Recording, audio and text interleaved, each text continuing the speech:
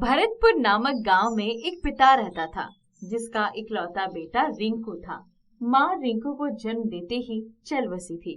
रिंकू एक नटखट बच्चा था पर पढ़ने में काफी होशियार था। रिंकू के पिता दिहाड़ी मजदूरी किया करते थे। रिंकू बेटा जल्दी उठो, स्कूल नहीं जाओगे क्या? उठ रहा हूँ पिताजी, अभी तो सूरज भी नहीं निकला है।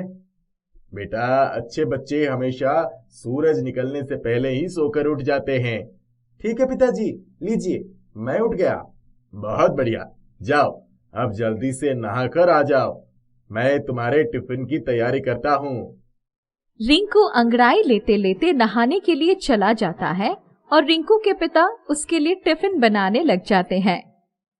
रिंकू बेटा तुम्हारा दूध रोटी तैयार है, जल्दी से खत्म करो, मुझे काम पर निकलना है। yippee, ये दूध रोटी, वाव! अरे हल्ला मत करो और जल्दी खत्म करो इसे, स्कूल भी जाना है। हाँ पिताजी, ये खत्म हो गया, मैं जाता हूँ स्कूल। रिंकू हमेशा ही दूध रोटी खाया करता था। नाश्ते में उसे दूध रोटी बहुत पसंद थी। उसके पिता अपने दिहाड़ी की कमाई का आधा पैसा रिंकू के लिए दूध पर खर्च किया करते थे।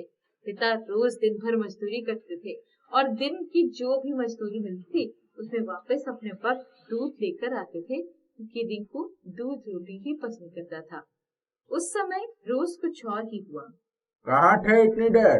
जाओ, आज तुम छुट्टी ही मारो, आज कोई काम नहीं है तुम्हारे लिए। ऐसा मत कहिए मालिक, बेटे का टिफिन बनाने में लेट हो जाता है। अरे ये मेरी समस्या नहीं है, जाओ आज कुछ काम नहीं है तुम्हारे लिए।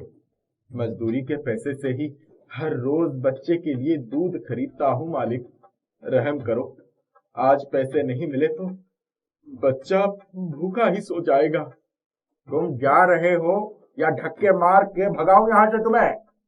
अब क्या होगा, मेरा बेटा रिंकू बिना दूध के रोटी कैसे खाएगा? कैसा बाप जो उसे दूध रोटी भी नहीं खिला सकता।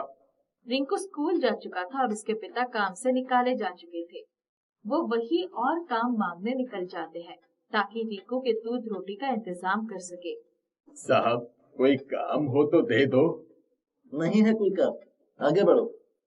एक एक करके इसी तरह सभी व्यापारियों और ठेकेदारों ने रिंकू के पापा को काम देने से मना कर दिया। कुछ ने तरस दिखलाकर खाना जरूर खिलाया पर काम नहीं मिला। अब भगवान ही जानेंगे मेरी स्थिति और मेरे बच्चे का पेट भरेंगे।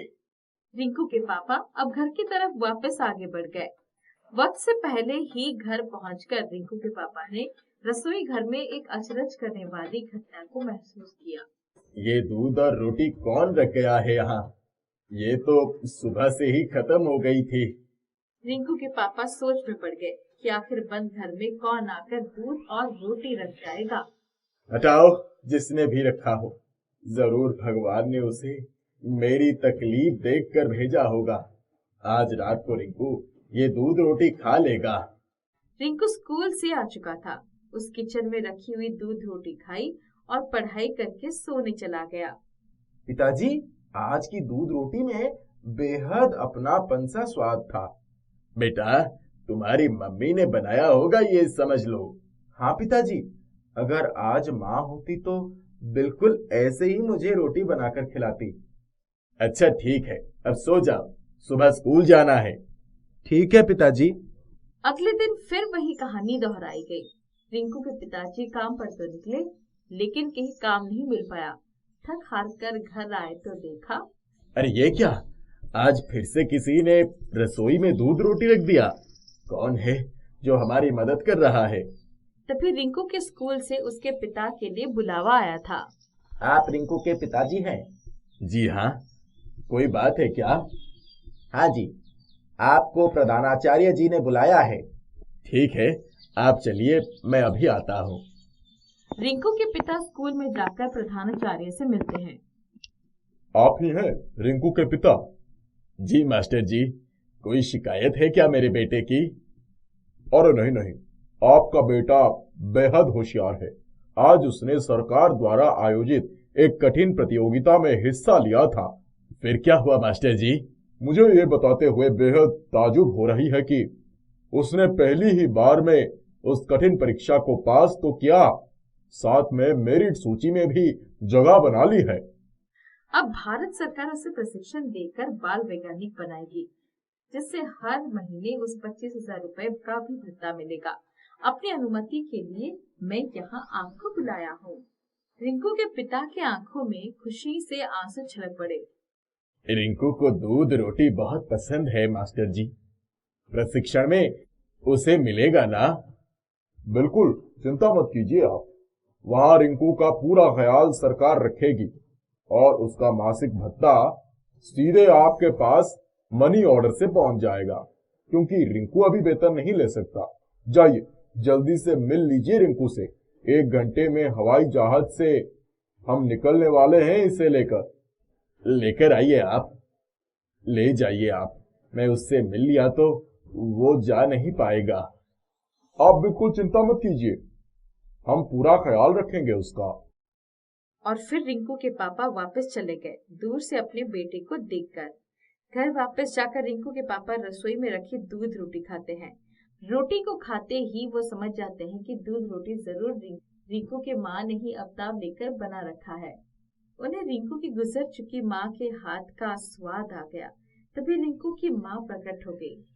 कैसे हो आप रिंकू के पापा? सरला, ये तुम ही हो? हाँ, मैं ही हूँ। आपकी स्थिति पर ठीक नहीं थी, जिसको देखकर ब्राह्मण जी ने मुझे जादुई रोटी देकर यहाँ आप लोग का ख्याल रखने के लिए भेजा है। अच्छा, तो वो दूध रोटी जादुई थी? हाँ, उसमें सरस्वती माता जी का आशीर्वाद भी था। तभी हमारा रिंकू आज प्रतियोगिता में चयनित हुआ है। अब वो एक सफल इंसान बन जाएगा और आपकी भी स्थिति सुधारने लग जाएगा। हाँ, उसकी ही वजह से अब 25,000 रुपए महीना मुझे मनी ऑर्डर मिलेगा। अच्छा, मेरे आने का मकसद पूरा हो गया। मैं चलती हूँ यहाँ से अब। आप भी अपना ख्याल रखिएगा। और रिंकू की माँ गायब हो गई। आगे चलकर रिंकू एक बहुत बड़ा वैज्ञानिक बन जाता है। उसके पिता को भी बाद में रिंकू ने अपने पास बुलाया। अब रिंकू और उसके पिता का आलीशान और इज्जतदार जीवन जी रहे हैं।